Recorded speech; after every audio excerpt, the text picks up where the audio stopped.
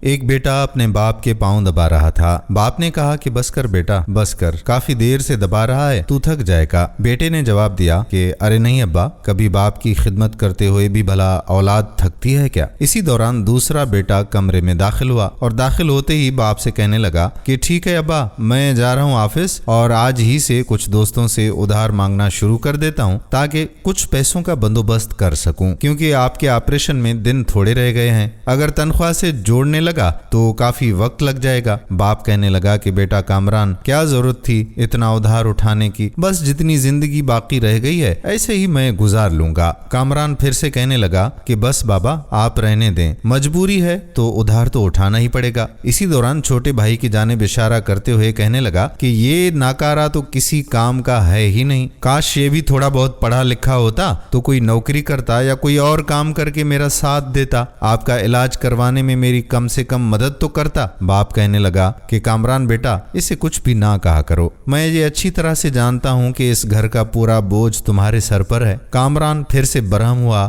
اور برہم ہو کر کہنے لگا کہ اس کو کچھ نہ کہوں تو بھلا کس کو کہوں؟ 24 گھنٹے میں سے 15 گھنٹے تو یہ جناب مسجد میں گزار دیتا ہے، نہ ہی اس کا کسی سے تعلق ہے اور نہ ہی اسے کوئی ادھار دے گا، اور اس کو اگر کوئی ادھار دے گا بھی تو کیوں دے گا؟ کسی کام کاج کا تو ہے نہیں، یہ واپس کر سکے گا۔ چھوٹا بھائی کہنے لگا کہ بھیا میں ابا کا خیال تو رکھتا ہوں نا گھر میں، ان کی خدمت تو کرتا ہوں۔ کامران کہنے لگا ہاں، یعنی کہ تو نے سب کر لیا ہے اور بس میں ہی ایک ناکارہ ہوں، اصل کام چور تو ہے۔ باپ کہنے لگا کہ بیٹا بس کر، تو جا کام پر، صبح صبح جھگڑا نہ کرو، غصہ نہ کرو، اور بڑا بیٹا غصے سے ہی دروازے سے نکل گیا۔ باپ چھوٹے بیٹے سے مخاطب ہوا، کہنے لگا کہ بیٹا اس میں تیری کوئی غلطی نہیں ہے، غلطی میری ہے کہ میں نے تجھے اسکول کے بجائے مدرسے میں ڈال دیا۔ بیٹا کہنے لگا کہ ابا اس کو غلطی تو نہ کہیں آپ، بلکہ آپ نے تو بہت اچھا کیا کہ مجھے دینی تعلیم دلوائی، دنیاوی تعلیم کا میں نے کیا کرنا تھا؟ باپ کہنے لگا بیٹا کم از کم تیرے بھائی کو تیرا سہارا تو ہوتا، وہ بیچارہ اکیلا کیا کیا کرتا پھرے۔ بیٹے نے خاموشی سے اپنا سر جھکا لیا۔ ادھر کامران نے آفس پہنچ کر پہلے ایک دوست کو فون ملایا تاکہ کچھ ادھار کا بندوبست ہو جائے۔ دوست نے سنتے ہی جواب دیا کہ یار میں جانتا ہوں کہ تیرا میرا لین دین چلتا ہی رہتا ہے، لیکن آپ کو تو پتا ہے کہ آج کل میرے حالات بھی کچھ ٹھیک نہیں ہیں۔ کامران کہنے لگا کہ ہاں یار پتا تو ہے، لیکن تو یقین کر اس بار مجھے پیسوں کی بہت سخت ضرورت ہے۔ دوست کہنے لگا کہ مجھ سے تجھے کتنے پیسے چاہیے بتا تو صحیح۔ کامران کہنے لگا کہ یار ابا کا آپریشن ہے، مجھے تو 3-4 لاکھ روپیوں کی ضرورت ہے، باقی تو جتنے بھی دے سکتا ہے تیرا احسان ہوگا۔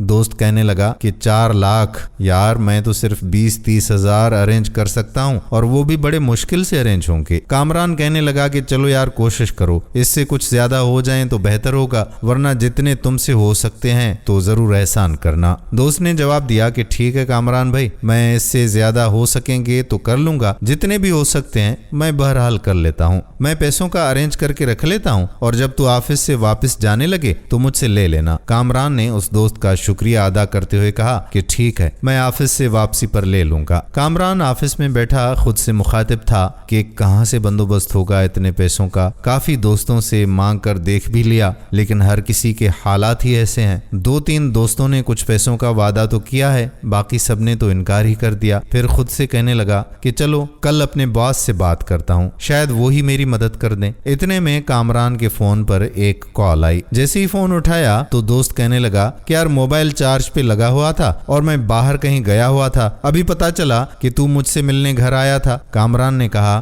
کہ ہاں یار دراصل ایک کام تھا تجھ سے۔ وہ کہنے لگا ہاں ہاں بولو کیا کام تھا؟ کامران کہنے لگا کہ یار مجھے کچھ پیسے چاہیے ادھار کے طور پر، تقریباً 1 لاکھ تک کی مجھے شدید ضرورت ہے، کیونکہ اگلے مہینے کے شروع میں ابا جی کا آپریشن ہونا ہے اور یہ سارا خرچہ میرے سر پر ہے، اس لیے آیا تھا۔ دوست کہنے لگا یار 1 لاکھ تو نہیں ہو سکتے، 40-50 تک میں کر دوں گا۔ کامران کہنے لگا کہ چلیں اچھا ٹھیک ہے یار، آپ کا شکریہ، آپ ایسا کریں کہ میرے اکاؤنٹ میں پلیز پیسے بھجوا دینا۔ دوسری جانب کامران کا چھوٹا بھائی عمران مسجد میں بیٹھا ہوا اللہ کے سامنے اپنی پریشانی بیان کر رہا تھا۔ وہ دعا مانگ رہا تھا، اے میرے مالک تو بہتر جانتا ہے سارے معاملات کو، میں اتنا بھی ناکارہ نہیں ہوں، میں نے اپنی زندگی میں ایک تجھی سے تعلق بنایا ہے اور کسی سے بھی نہیں، اس لیے میں تو تیرے سوا کسی اور سے کچھ مانگ بھی نہیں سکتا۔ اور تیرے خزانوں میں کوئی کمی بھی نہیں، تو ہی کوئی وسیلہ پیدا فرما تاکہ ابا جان کا آپریشن ہو سکے۔ وہ دعا مانگ رہا تھا اور آنسو بہ رہے تھے۔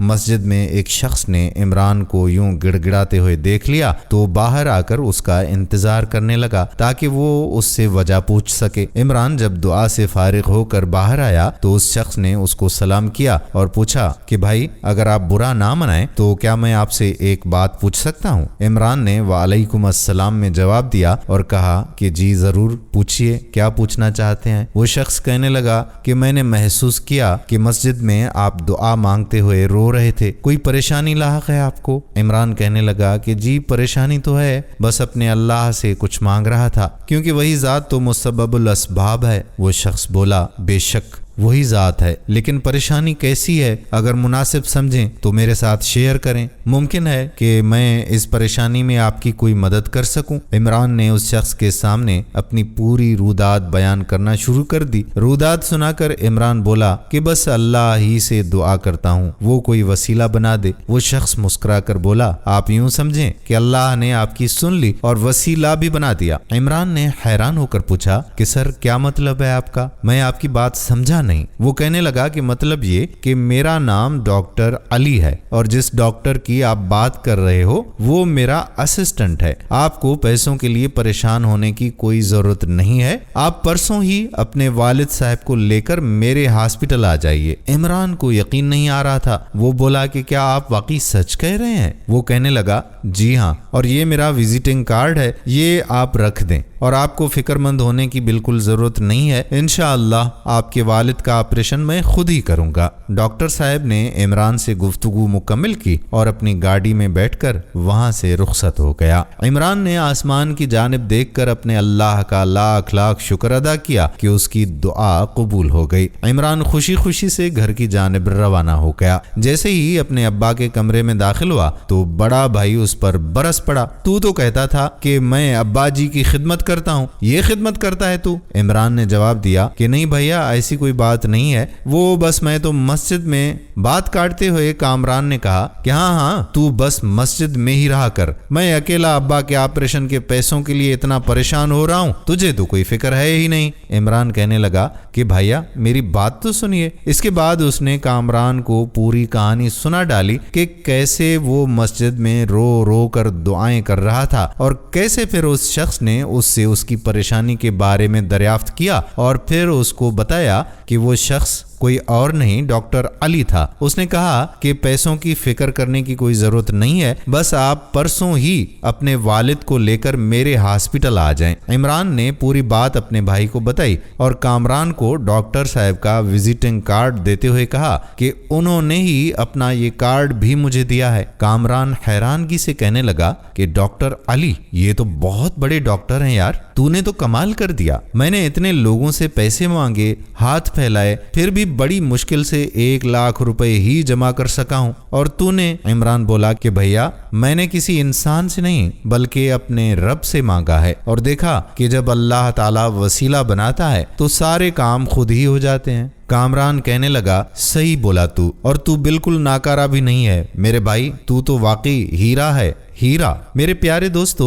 یہ یاد رکھیں کہ جو لوگ اللہ پر بھروسہ کرتے ہیں اور اللہ ہی سے دعا مانگتے رہتے ہیں تو اللہ تبارک و تعالی ضرور ان کے لیے راستے آسان فرما دیتا ہے۔ اس لیے ہمیں چاہیے کہ دنیا والوں کے پیچھے پڑنے سے بہتر ہے کہ ہم اپنے رب کے سامنے اپنی پریشانی بیان کریں، اپنا دکھڑا اپنے اللہ کے سامنے کھول کر رکھیں اور اللہ ہی کے سامنے اپنا دامن پھیلائیں۔ وہ اپنے بندوں کو کبھی بھی مایوس نہیں لوٹاتا۔ دوستو امید کرتے ہیں کہ ہماری آج کی یہ ویڈیو آپ کو ضرور پسند آئی ہوگی اور اپنے دوستوں کے ساتھ اس ویڈیو کو شیئر بھی کریں گے۔ آنے والی ویڈیو تک آپ کا اپنا میزبان قادر بخش کلہوڑو آپ سے اجازت چاہتا ہے۔ فی امان اللہ۔ السلام علیکم ورحمۃ اللہ وبرکاتہ۔